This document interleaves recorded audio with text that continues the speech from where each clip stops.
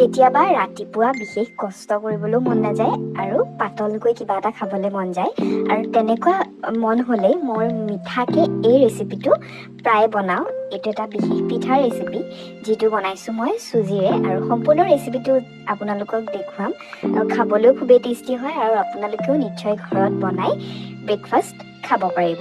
তাৰে কাৰণে কেৰাহী দুখন গৰম হোৱাৰ পাছত অকণমান ঘিউ দি চুজি মই একাপ দিছোঁ, একাপ চুজি ভাজি ল'ম। তাতে ইচিকুটমান নিমখ দিছোঁ। নিমখটো দিলে কি হয় জানেনে, মানুহৰ যে গেষ্ট্ৰিক হয় বা চুজি খালে উগাৰ আহে, সেই উগাৰটো নাহে। আৰু যিহেতু একাপ চুজি দিছিলোঁ তাতে মই একাপ আধা পানী দিছোঁ আৰু পানীখিনি দিয়াৰ পাছত মই এনেধৰণে ভাজি থাকিম আৰু ভাজি পানীটো একেবাৰে শুকুৱাই পেলাম, যাতে আমি যে আটা মঠিলে ডোটোৰ নিচিনা হয় তেনেকুৱা ধৰণৰ কনচিষ্টেঞ্চিটোলৈকে ভাজি থাকিম। আৰু এয়া মই উলিয়াই পেলাই এবাৰ ভালদৰে মঠি ল'লোঁ আৰু মঠি লৈ হাততে অলপমান ঘিউ লগাই লৈছোঁ আৰু লগাই এনেধৰণে ইয়াৰ অকণমানকৈ লৈ এনেধৰণে দীঘলীয়া আকৃতি দিম। আচলতে এই পিঠাটোক কয় আঙুলি পিঠা, যিটো পিঠাগুড়িৰে সাধাৰণতে বনোৱা হয় আৰু এই পিঠাটোকে মই চুজিৰে বনাই খাওঁ। পিঠাগুড়িৰে বনালেতো খাবলৈ টেষ্টি হয়, কিন্তু চুজিৰে বনালেও খাবলৈ সমানেই টেষ্টি হয়। আপোনালোকে কথাটো বিশ্বাস কৰি এবাৰ নিশ্চয় বনাই চাব।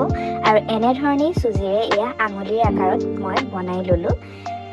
আৰু এতিয়া কেৰাহীত মই এয়া আমুল তাজা গাখীৰ লৈছোঁ। আপোনালোকে যিকোনো গাখীৰ ল'ব পাৰে। ইয়াৰে আধা লিটাৰ গাখীৰ মই ইয়াতে দি লৈছোঁ আৰু গাখীৰখিনি অলপ সময় উতল আহিবলৈ দিম আৰু উতল আহি লৰাই থাকিম। আৰু ফ্লেভাৰৰ কাৰণে মই দিছোঁ ইয়াতে এচামুচ ইলাচি, মানে 2টা ইলাচি খুন্দি দিছোঁ আৰু সোৱাদমতে চেনি দিছোঁ। আৰু কোনোবাই যদি চেনি নাখায় বা ডায়েবেটিছ পেচেণ্ট হ'লে চেনি নাখায়, তেতিয়া ইয়াৰে অল্টাৰনেটিভ হিচাপে আপোনালোকে গুড় ব্যৱহাৰ কৰিব পাৰে। গুড় দি বনালেও খাবলৈ খুবেই টেষ্টি হয়। আৰু এতিয়া কেৰাহীত লাগি নধৰাকৈ গাখীৰৰ পৰিমাণটো অলপমান কমি যোৱালৈকে গাখীৰখিনি লৰাই থাকিম।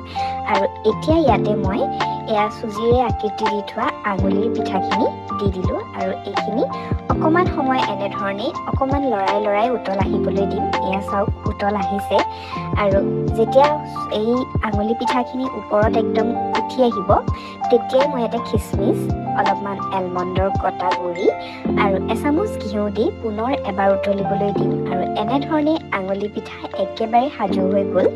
চুজিৰে বনোৱা এই আঙুলি পিঠা সঁচাকৈয়ে খাবলৈ খুবেই টেষ্টি হয়। খুবেই মিঠা এটা চুইট ডিছ বুলিয়ে ক'ব পাৰি, অসমীয়া চুইট ডিছ। আপোনালোকে এবাৰ নিশ্চয় বনাই খাই চাব। আৰু মোৰ ব্ৰেকফাষ্ট আজি এনেধৰণে সাজু হৈ গ'ল। মই ধুনীয়াকৈ পৰিৱেশন কৰি ল'লোঁ।